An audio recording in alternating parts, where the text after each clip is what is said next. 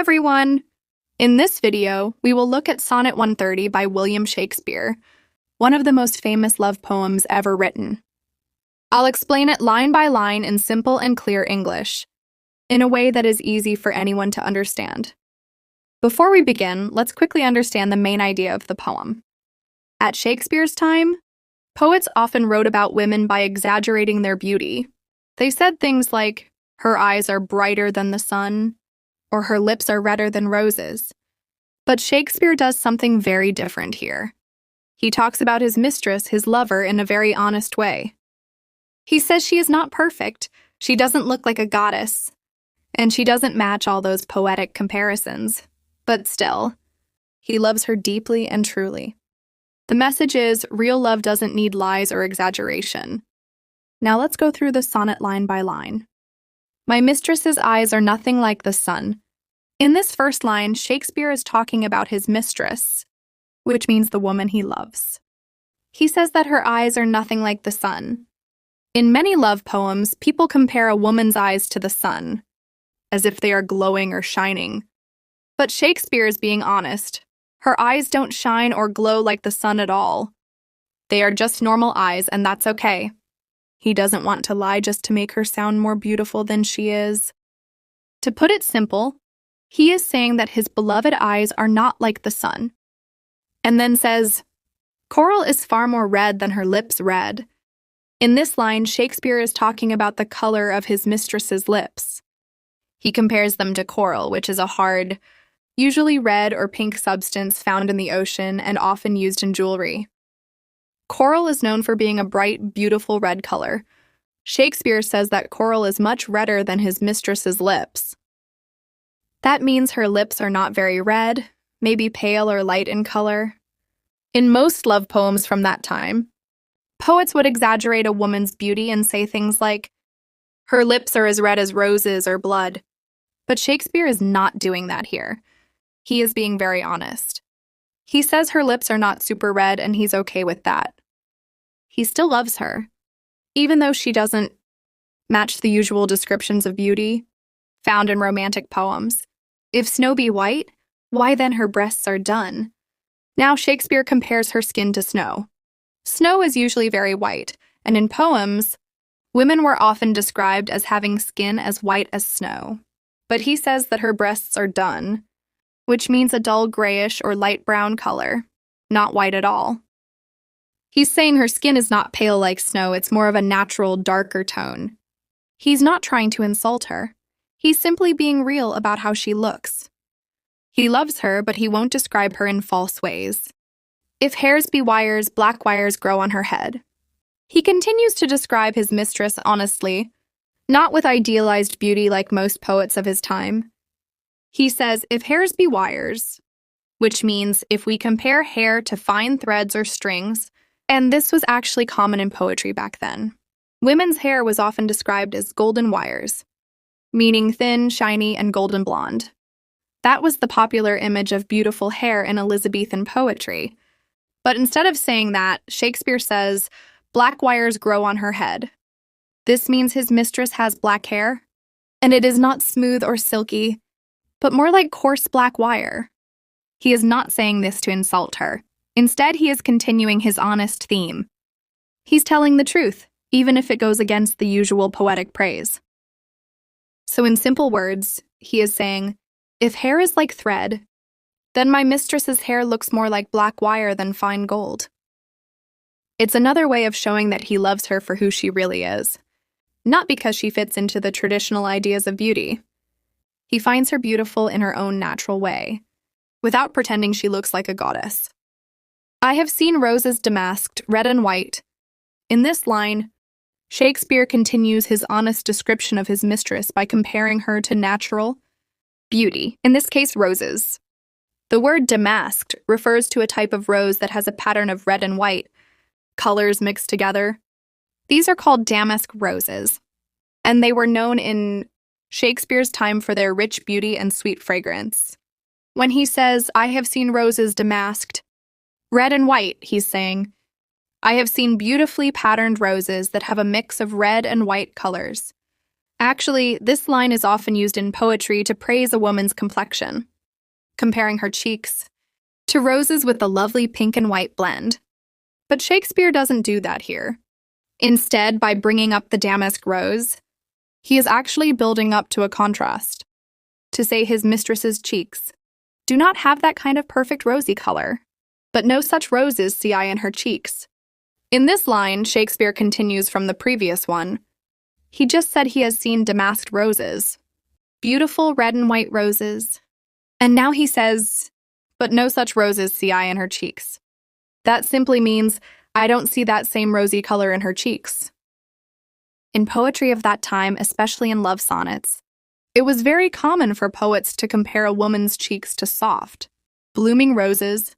It was a way to praise her beauty by saying she looked naturally flushed, youthful and glowing. But here Shakespeare refuses to lie or exaggerate.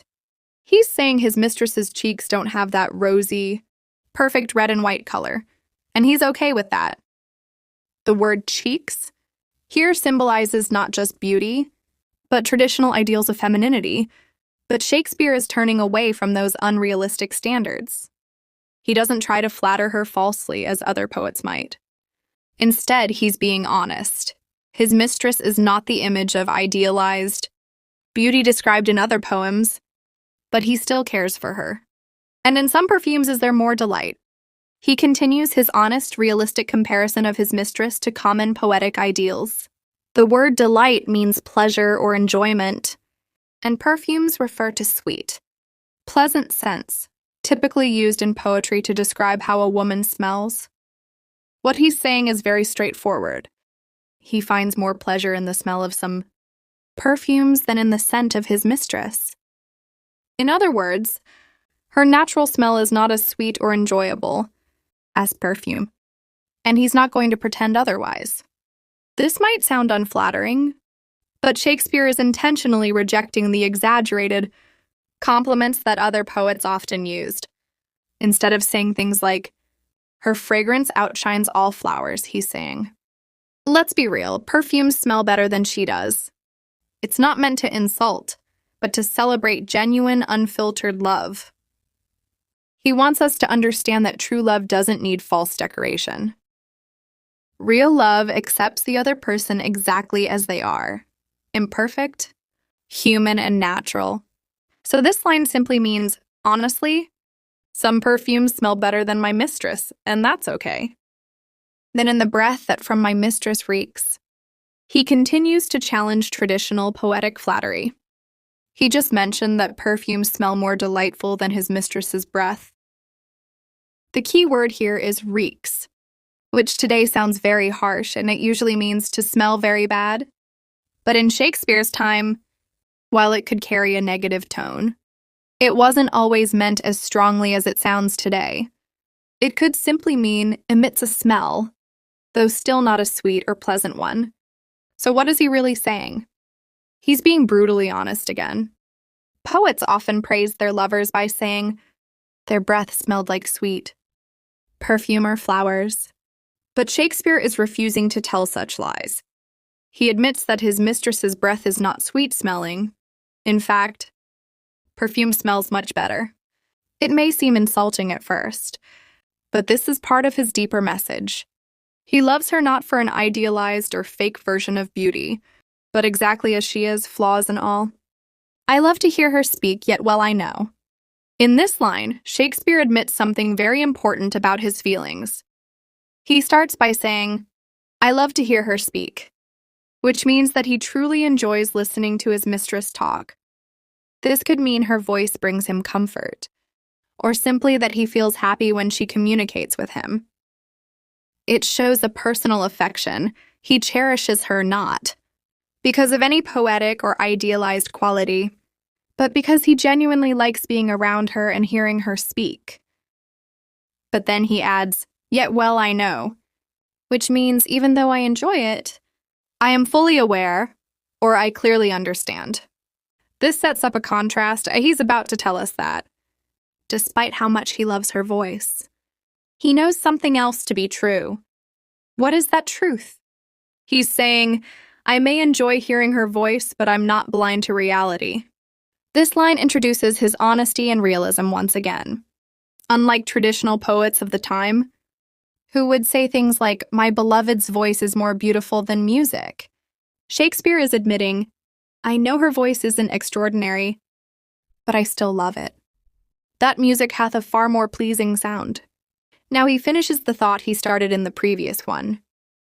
He had just said, "I love to hear her speak, yet well I know," and now he completes that by admitting, "That music hath a far more pleasing sound." This means that as much as he loves hearing his mistress talk, he knows that music sounds much more beautiful and pleasant than her voice. The word hath is an old-fashioned way of saying has, and pleasing means something that gives joy, comfort, or delight. So he's simply stating the truth. Beautiful music is more enjoyable to listen to than the way she speaks. This might seem like an insult at first, but really, it's another way that Shakespeare is showing his honesty. He's not pretending that his mistress is a goddess or perfect in every way, unlike many other poets of his time, who would exaggerate their lover's beauty and qualities. Instead, he says, "Look, I know that her voice isn't like music, but I still love it because it's hers." That's what makes this line powerful. It's not about putting her down, it's about loving her even, without all the usual poetic flattery. He's showing real affection by being truthful. "I grant I never saw a goddess go." Again, he talks about the theme of honesty and realism in love.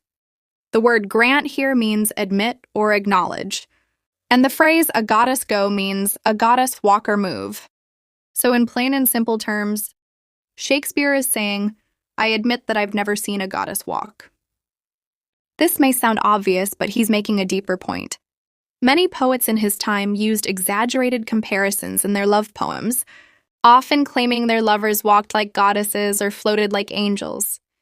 Shakespeare, on the other hand, is calling out that kind of false praise. He says, "I've never seen a goddess walking, so I won't lie and pretend my mistress moves like one." Instead of using over-the-top compliments, he chooses to be honest. He loves her for who she really is, a real, human woman, not a mythical or perfect being. This line also keeps building his theme that true love doesn't need lies or unrealistic comparisons. So, in very simple words, this line means, I've never seen a goddess in real life, so I won't pretend my mistress is like one, because she isn't. And that's okay. My mistress, when she walks, treads on the ground. The word tread simply means walks or steps. So the full line, in easy terms, means my mistress walks like a normal person, her feet touch the ground. This line directly follows the previous one, where he admitted that he had never seen a goddess walk. In many love poems of Shakespeare's time, poets would often say things like their beloved floated like a goddess or moved like an angel, not even touching the earth. Shakespeare is mocking that unrealistic style by saying, "My mistress is not a goddess. She walks like any human being, with her feet firmly on the ground." Through this simple line, Shakespeare continues to celebrate truth over flattery. He's showing that he doesn't need to invent magical qualities to express his love. His mistress may not be supernatural, but she is still someone he deeply values and loves for who she is. This is a very honest and humble way of expressing affection, not through exaggeration, but through authenticity. And yet, by heaven, I think my love is rare. Now Shakespeare shares his real feelings. He turns the whole tone of the sonnet around with a powerful and sincere declaration. The phrase "by heaven" is an old way of making a strong oath. It means he is swearing honestly and seriously, almost like saying, "I truly swear to God." When he says, "I think my love is rare," he means that he believes his love, the woman he's been describing, as his just as special, unique and valuable as any other woman praised in exaggerated, flowery poetry. This line is extremely important because throughout the sonnet, Shakespeare has been pointing out all the ways in which his mistress is not like the typical, idealized beauty. Her lips aren't as red as coral, her breath doesn't smell like perfume, her voice isn't as sweet as music, and she walks like a normal person. But now he makes it clear that none of that matters. Despite all those flaws, or rather, despite her being human and real, his love for her is still just as strong, and she is still as rare and wonderful to him as any woman described with unrealistic praise, as any she belied with false compare. The phrase as any she means as any woman, and belied means misrepresented or falsely described. The phrase false compare refers to the exaggerated and unrealistic comparisons that other poets often use when writing about women, like saying their lover's eyes shine like the sun, or their lips are redder than coral, or their voice sweeter than music. So altogether, this line means she is just as special as any woman who has been falsely praised with unrealistic comparisons. Shakespeare is making a bold statement here. He's criticizing the poetic tradition of idealizing women with dishonest or impossible comparisons, and instead he celebrates his mistress in a truthful, realistic way. He loves her not because she fits some fake image of perfection, but because of who she really is. So in this last line, he says clearly that his love is just as rare and valuable as any woman described with exaggerated lies, and in fact, perhaps even more so, because his love is honest and based on truth, not illusion. If you enjoyed this explanation, please give it a like, share it with your friends, and don't forget to subscribe to the channel for more simple explanations of famous poems and sonnets. Thanks for watching, and I'll see you in the next video.